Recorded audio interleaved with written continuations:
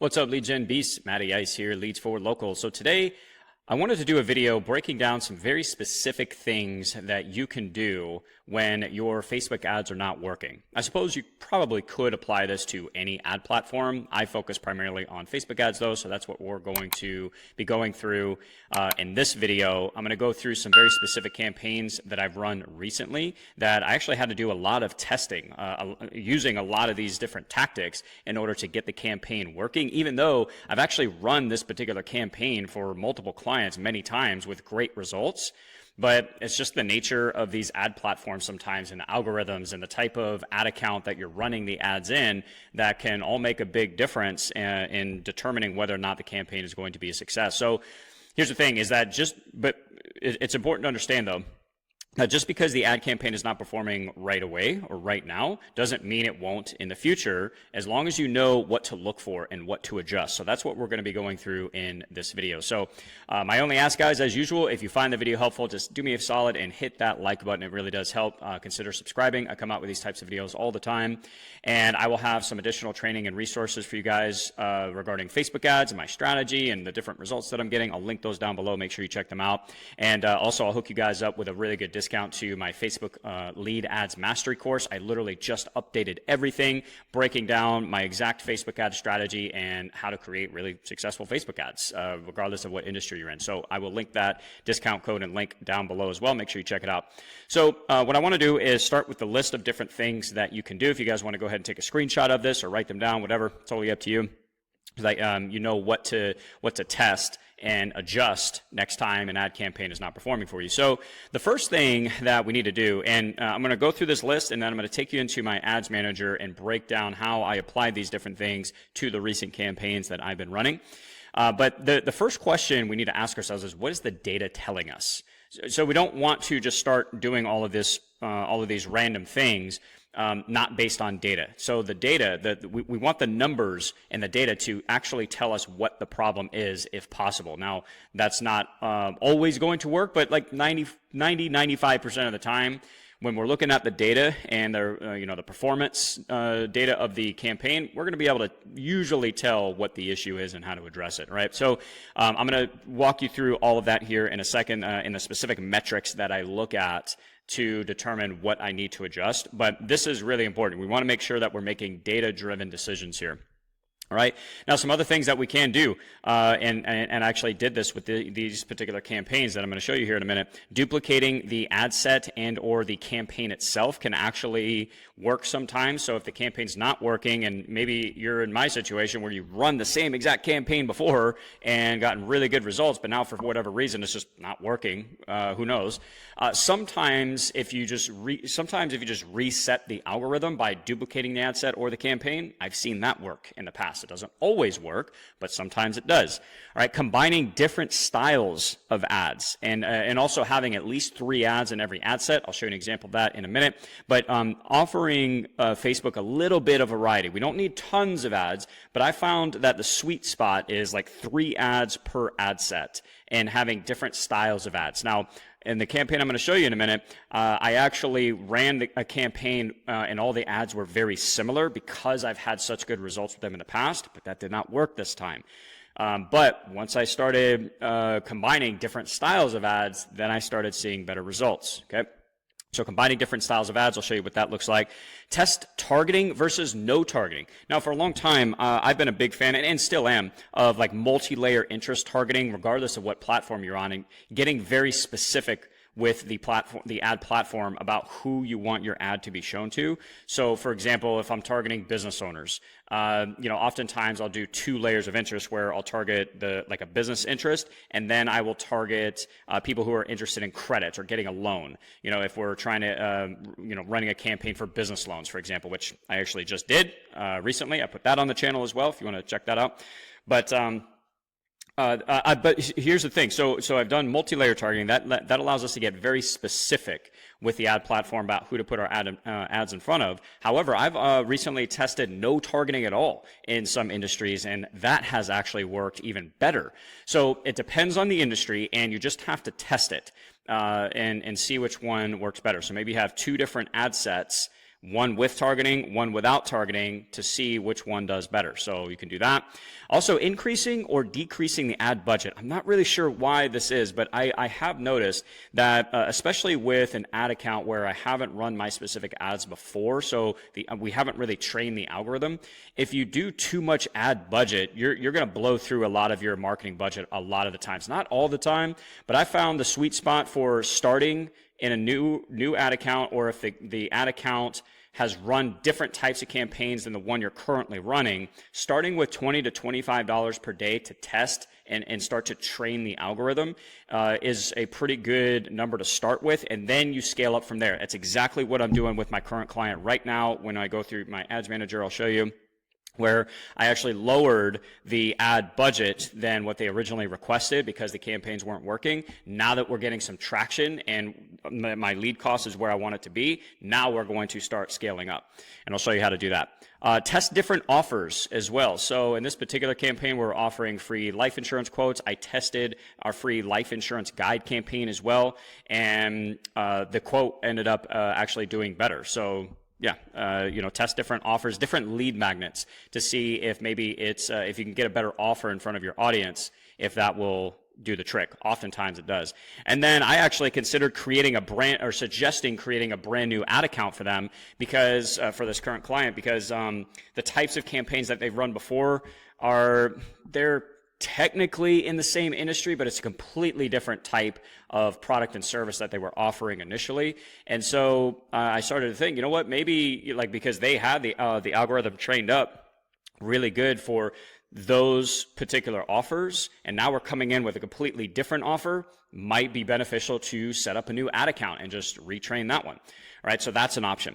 All right, so this is just a checklist of things that you can add to your arsenal as a marketer or business owner who's running your own campaigns. When your campaigns are not performing, what are some specific things that you can do and test to start getting the results that you want? So let's hop on over to the ads manager. Let me show you how I put all of this into action, okay?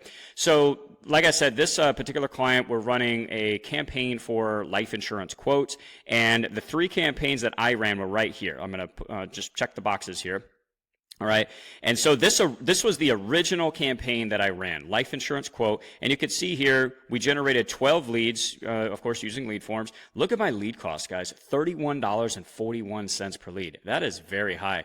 And what's crazy is I just tested all of these exact campaigns myself with other clients and with my own money, and they knocked it out of the park. We were crushing it. SMS verified leads for like under $10 a pop. And I did that multiple times. And now all of a sudden it's $31.41. You got to be kidding me. This is ridiculous, right? And so obviously something isn't right. So the first thing that I did was, again, gather the data. So obviously our lead cost is way too high, but that doesn't necessarily mean that the campaign itself is bad. Because maybe we can just duplicate it, but use the same ads and use the same targeting. So we let the data tell us. The first thing that I always look at, guys, I do breeze through, I do look at the CPM, and the CPM here is pretty reasonable for this particular industry, $76. Per 1,000 impressions. So that's not too crazy. If it's like above 100, you might want to start at least considering adjusting your targeting, because it's just like a lot of competition there, obviously.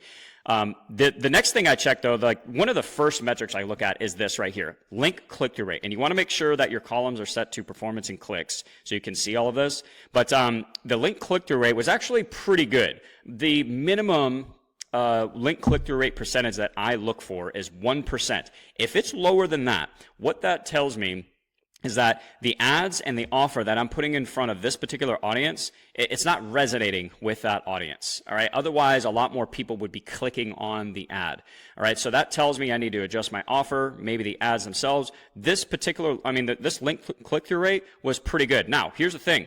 If we go down to the ad sets, what you'll notice is I tested 4 different ad sets here, and I was duplicating the ad set to try and reset the algorithm, and it just, I don't know, it just wasn't working very well.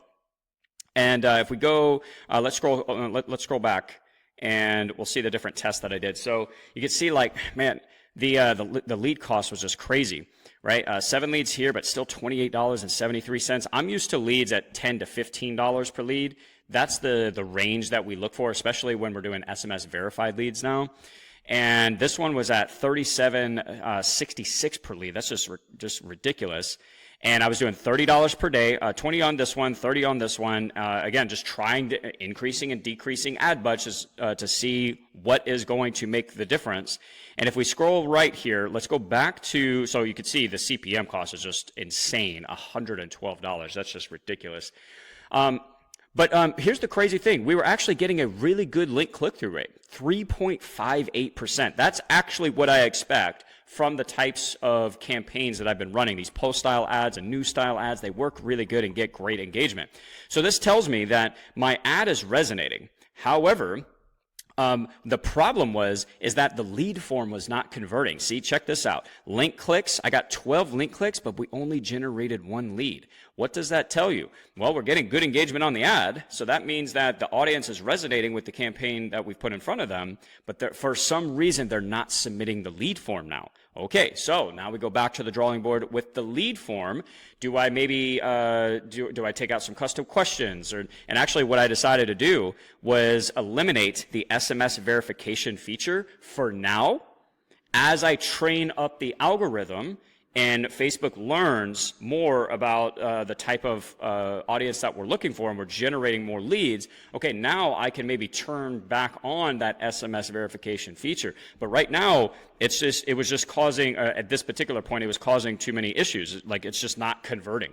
So I'm not going to continue to run a campaign and use a lead form that is not converting. It's just, it doesn't make sense.